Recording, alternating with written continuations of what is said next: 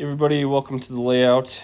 Got a baby screaming in the background, so disregard that. It's bedtime, and he's not real excited about it. But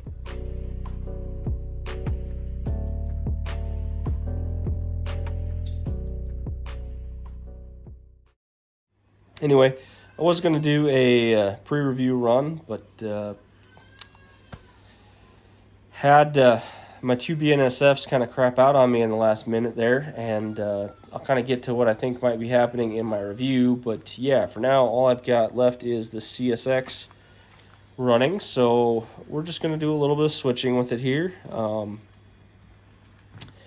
Interestingly, I was going to try to run it with this Intermountain CSX that I got right here, but weirdly, no matter what I do when using the ESU Wi-Fi control, the sound is always opposite of each other. So if I turn that one on, this one shuts off, and vice versa. So they really don't work well together. So that was going to be plan B, but I guess plan B ain't going to work either. So let's just do a little bit of switching, and we'll quiet it down just a little bit here. Really nice slow speed control on this thing. I wish more engines were like this. Load control, or load-based throttle there. You could hear it kind of spool up a little bit. Scale trains are going by. Let's go ahead and turn those on.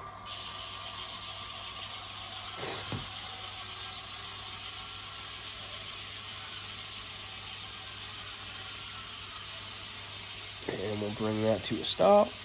Switch directions.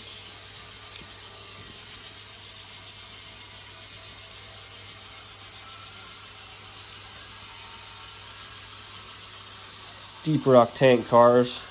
Those are pretty cool. Been enjoying them for a long time now. Figured it was time to get them back on the layout.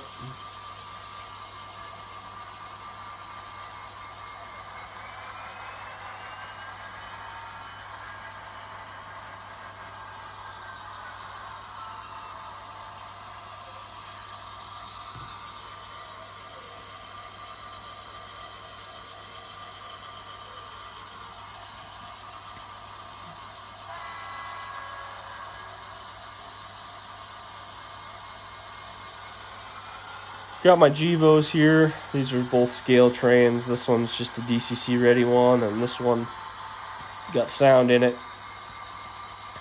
Got some pluses and minuses to this thing, but love the horn on this thing. It is directional.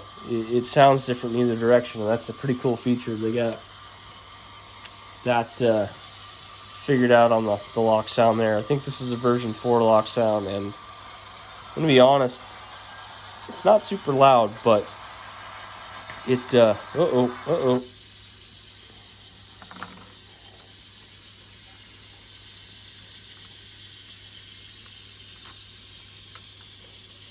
That was my own stupid fault there. Didn't get the switch totally flipped over. Almost had an issue.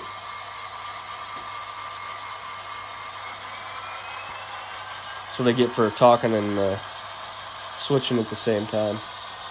I was going to do my pre-review run with these two. This is an Intermountain SD40-2. Got a lock sound V5 in it. Interesting thing I'm running into is Broadways and lock sounds. The sound is opposite to one another. So when you turn a Broadway on, the sound on the lock sound shuts off, and vice versa. And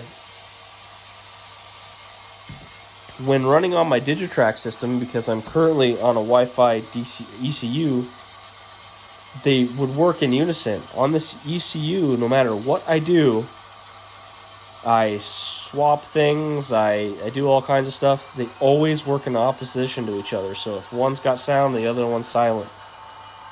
And again, I can put it on my Digitrack stuff, works flawlessly, but on an actual ECU cab control system, I can't get it to function. I just don't understand what's going on.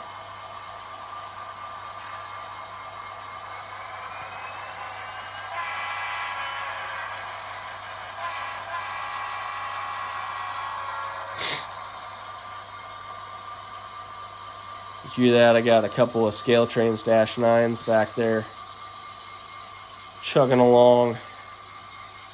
Those have been awesome. That is going to be a cool review when we get to it. Oh, I should probably kick this bad boy on too. I don't know why, but I have really been enjoying this SD70 Mac back here pushing these ballast cars around. I don't know why. I think it just looks really cool. All right.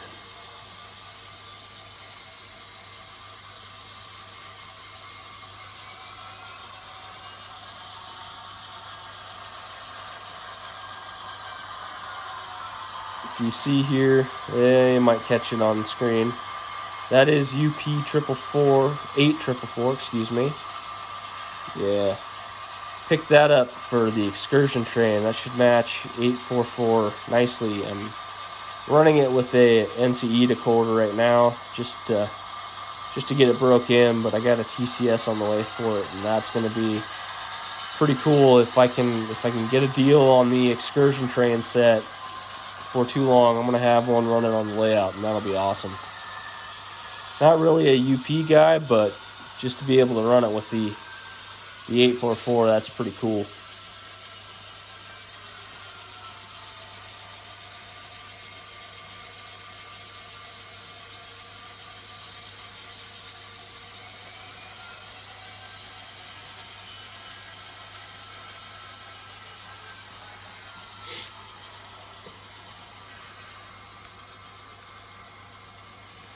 So I did a review on those grain cars back there not too long ago, and I was maybe a little harsher than I should have been with the microtrains conversion on those.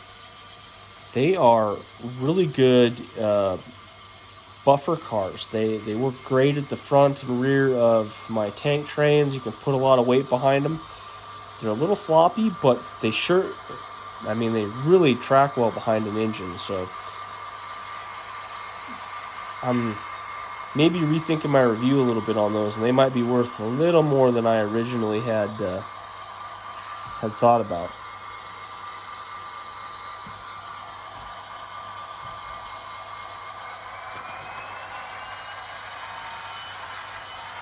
So I picked these up not too long ago. I'm going to be honest; those Intermountain grain cars sure do look good, but I'm definitely having some issues with usability on those.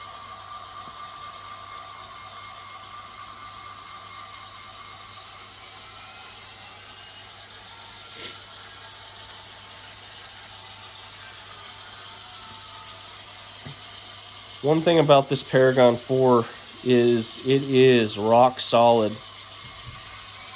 I've done switching like this with some of my Atlas, GP. Well, go watch my last Atlas review, and I'll explain all my issues there if you were curious. But you could not do this type of switching with these turnouts with those. You would get too many hiccups. They get stuck and stalled out. And to be honest with you, this Paragon 4 is absolutely rock solid going through this. They definitely have got the pickup issue figured out. I just wish a little less body rock, and I don't know if you can hear it, but especially when you get two of these lashed up, there's quite a bit of gear train noise.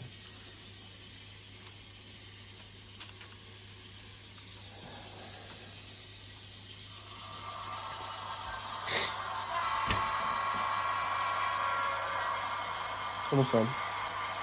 My wife's trying to escape the room here.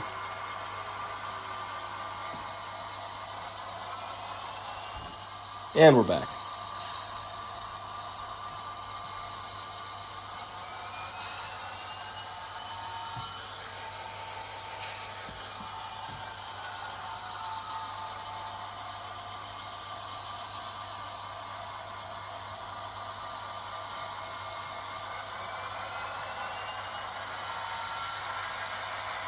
Let's just manually throttle this bad boy up.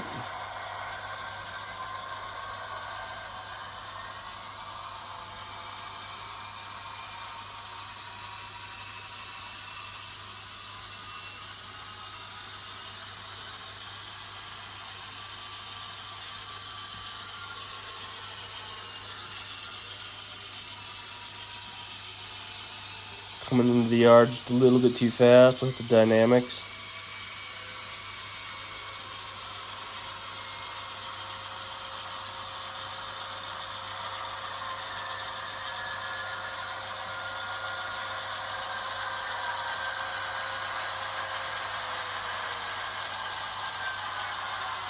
Just creep back into those.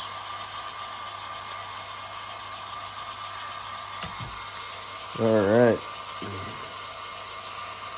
I think 10 minutes worth of work's plenty, so let's go ahead and...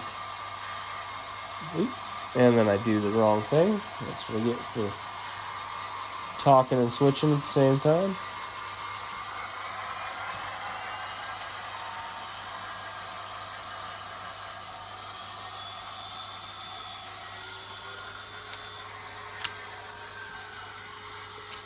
This could be interesting. One thing that's odd about this ESU system is the programming track is powered with the rest of the layout when you're not programming on it.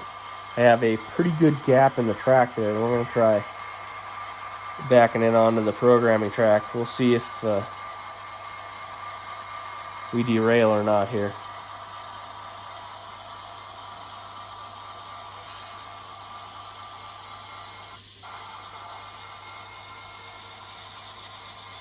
It was the gap. Yeah, we got stuck on it. There's a good like 1/8 inch gap right there, so can't hold that against it.